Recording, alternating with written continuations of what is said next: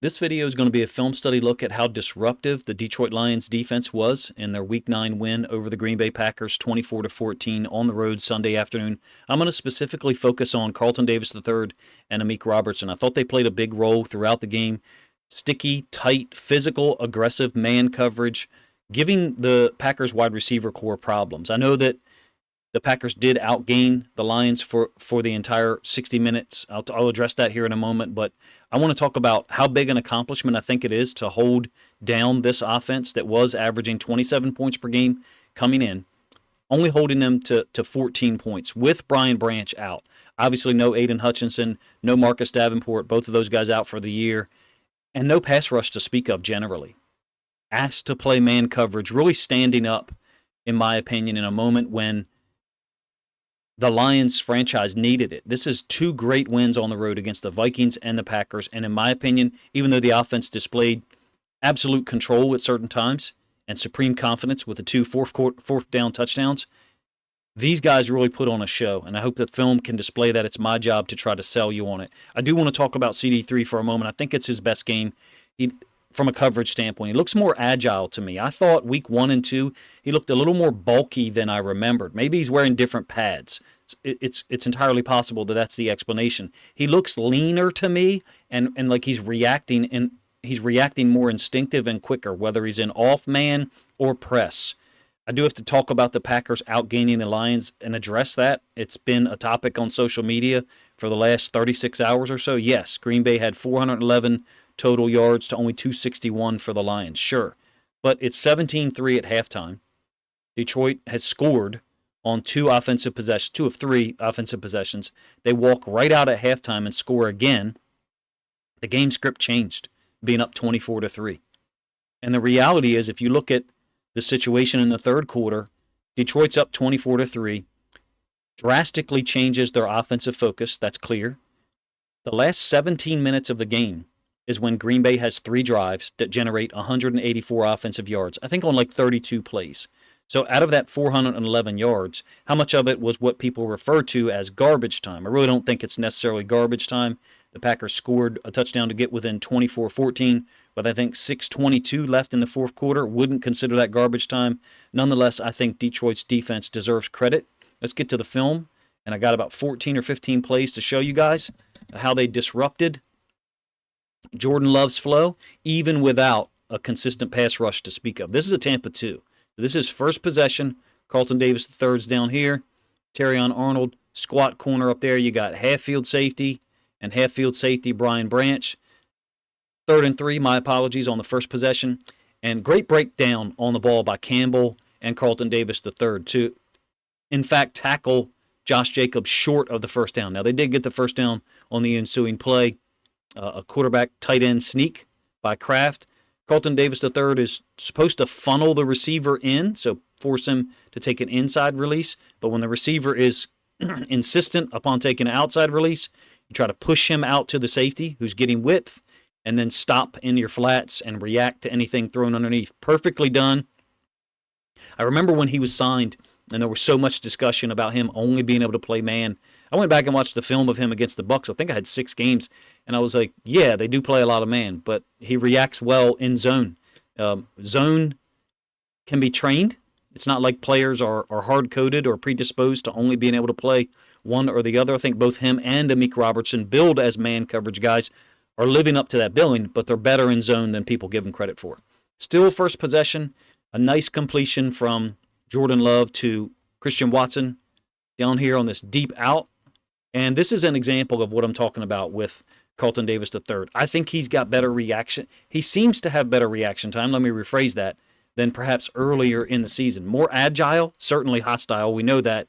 It's a nice completion for 19 yards on a play-action concept out of 12 personnel. In fact, the Lions used the same formation with one tight end and one receiver to the right, another tight end and a receiver to the left in a compressed formation. You guys probably know at this point I call it ace. Because this tight end down here stays into block, Kirby Joseph releases him to the inside linebacker to the flats, or to the boundary, and now he's looking to the opposite side. So Carlton Davis III is essentially an off man at this point, matching the vertical. Ball's already out from Jordan Love. Nice catch by Watson. 19 yards. Still first possession.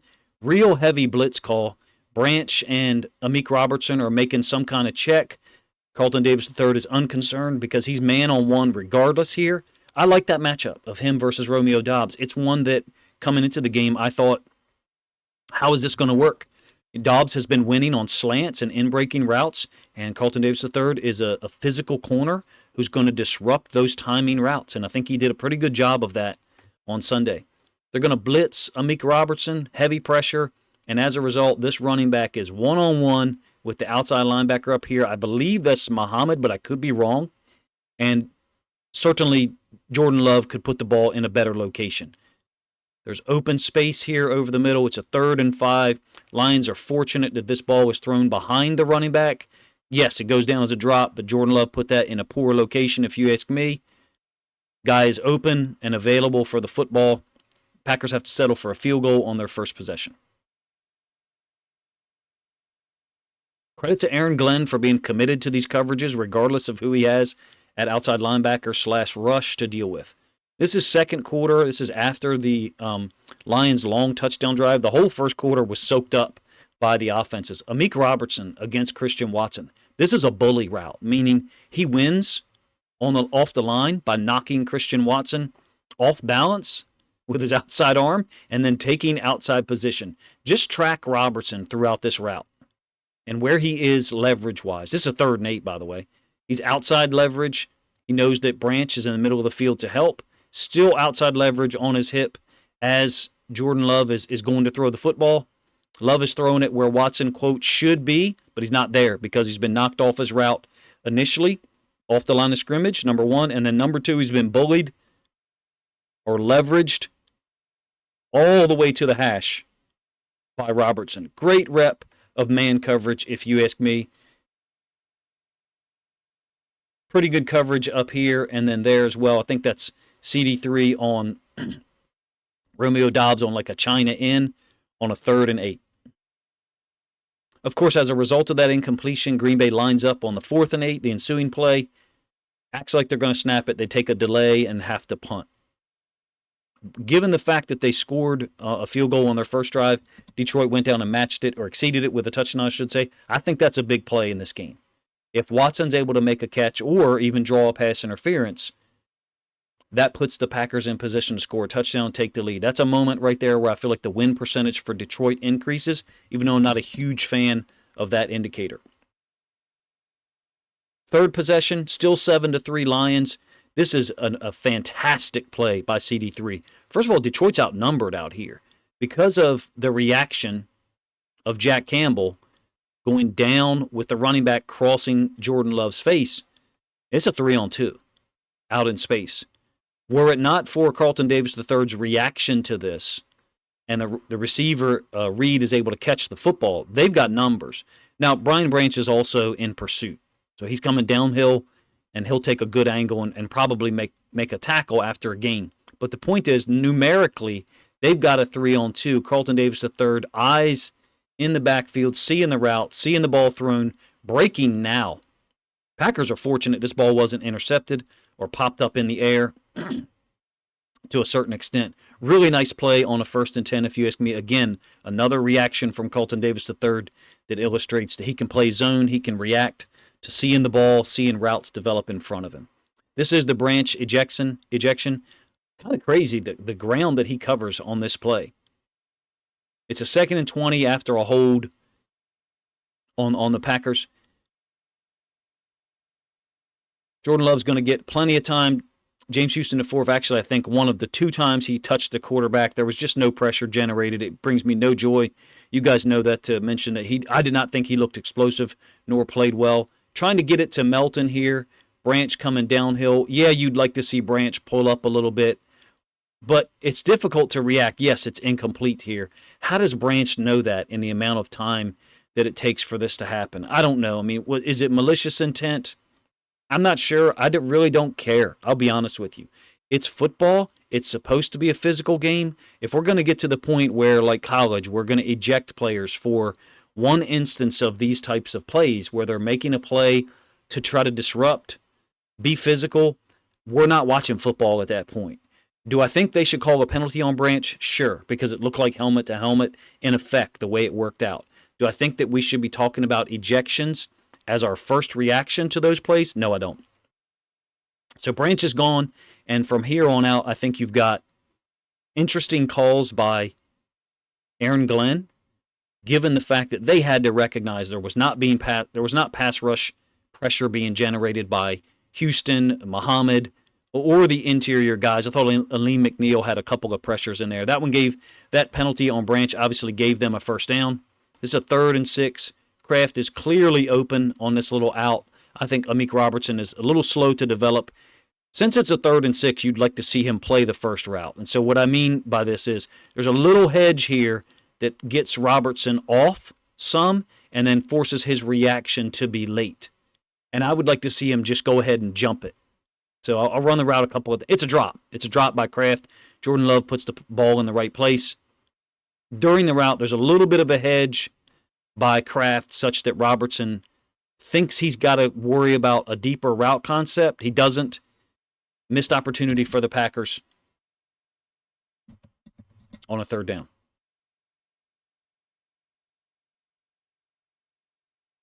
Later in the second quarter, I believe this is our 4th possession. This is the interception by Kirby Joseph. I want to talk about this a little bit. I covered it in a video that I put out Monday. How he steps to the outside initially, number 1, and number 2, how Anzalone fakes like he's going to drop out and then loops all the way around.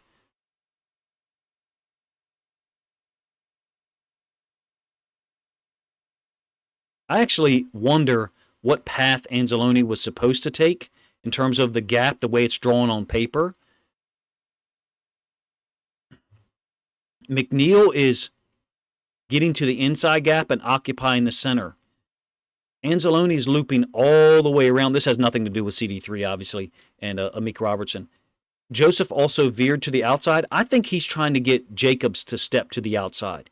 So I think they're simultaneously trying to win with Anzalone on the loop and Joseph back to the inside gap, basically B gap between the guard and the tackle. I could be wrong in what I think they're trying to get accomplished, and if other people have broken it down better than I have, feel free to let me know in the comment section. But because Anzalone is dropping out and then blitzing and peeling to this side, I think he's trying to visually occupy the guard. At the moment that I have it paused right now, however, the guard is actually looking at Joseph and orienting there. So my point in talking about that is because of the way it works out with McNeil here, Anzalone actually takes an inefficient path. Not his fault. I believe that's the path he's supposed to take. But with this guard looking at Joseph, clearly you'd like for him to go through that A-gap there, but it's already occupied by McNeil just because of the way things worked out. Great contact balance by Anzalone, if you ask me, bouncing off of the other guard who peels back to make contact with the middle of his chest. No one else is getting pressure in this game. I like the coverage call here. I think Jack Campbell is dropping out to take away a slant on the backside by Dobbs, and ridiculous hands by Kirby Joseph to make the interception a moment after Jordan Love was having difficulty controlling or holding on to the football because it was so wet.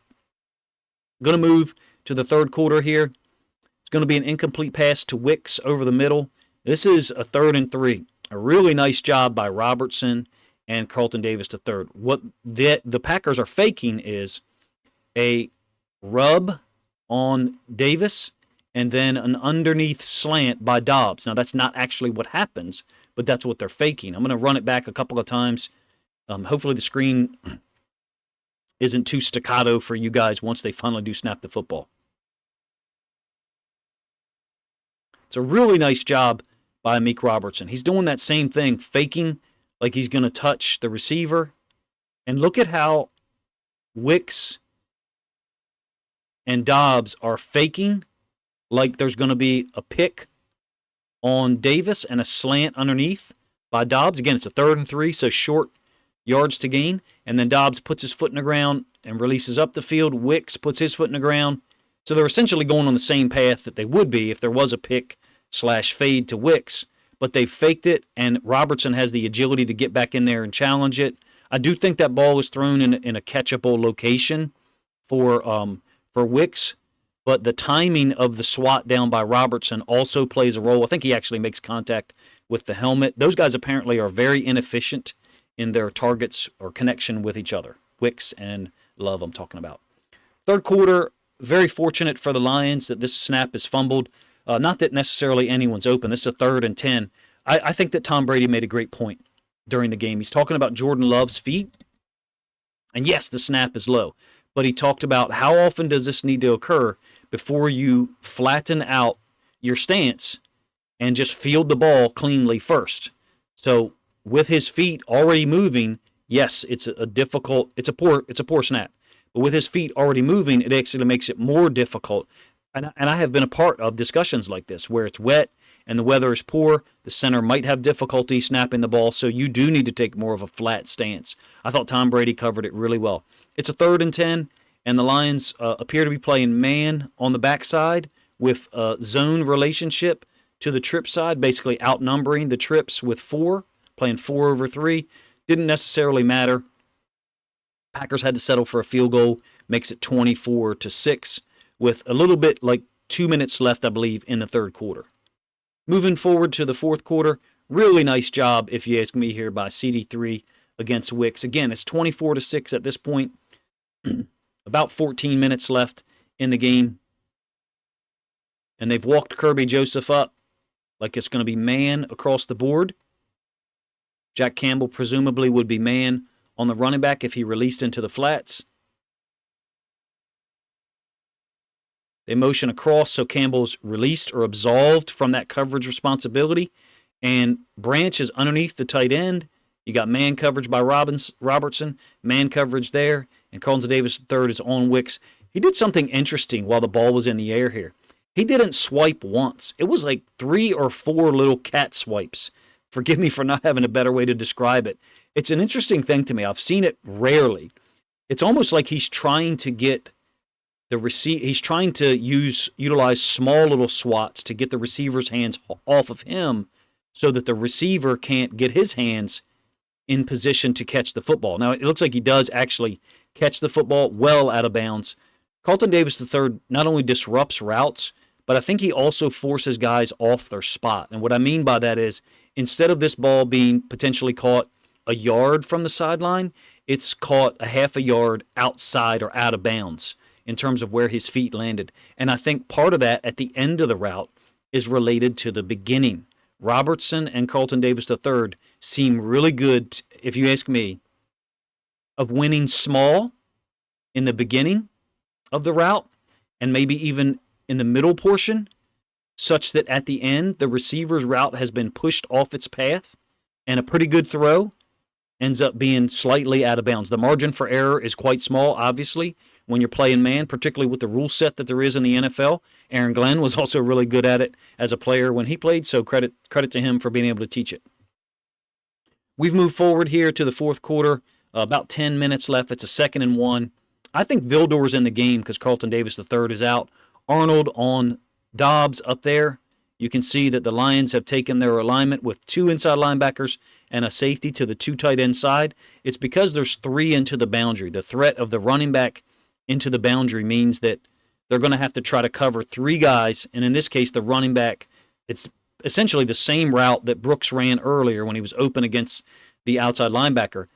Nice job, if you ask me, by Nowaski, and I think that's Anzalone, pushing that route back to the inside. We'll run it a couple of times so you can see the release, and then how Nowaski passes it off to Anzalone. Campbell is in trail. Fortunately, you do get a little bit of push here by the defensive tackle, so Love is flushed out and can't get his eyes on this route, the tight end cross and face. This is Vildor on Watson coming across the field, and almost a poor decision by Jordan Love. There's nowhere to go with the football. I think even Tom Brady addressed it, saying, hey, look, in the middle of the play, like, just throw it away. He may have even verbalized that. Some poor decisions, but some of it forced by the Lions, in my opinion, by getting to a lead and then putting the Packers in situations that were somewhat foreign to them in terms of not being able to run the ball consistently in the second half, having to throw to kind of make up the deficit.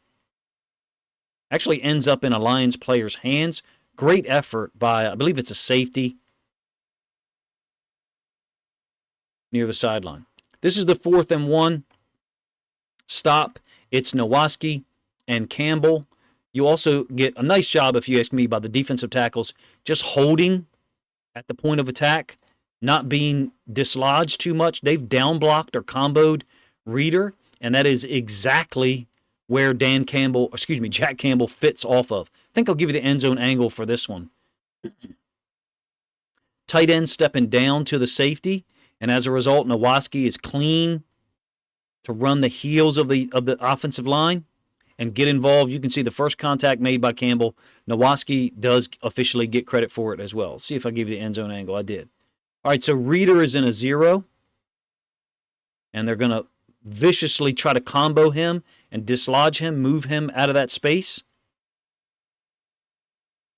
Exactly where Campbell fits off of. That down block combo by the guard and the center on Reeder, and the Lions get a stop. I think it was pretty obvious when they drafted Terrion Arnold, made so many free agent defensive signings, that this defense was going to be improved. Did you expect it to be this good? I will be honest with you, I did, and I think there's film study videos out from the summer and August or early fall of me stating as such. I'm fine if people want to say, Coach, you weren't as high on them as you're presenting right now. I felt like that they had the opportunity to, at minimum, as a floor, be a top 15, top 12 defense, and they're certainly better than that. Really good against the run.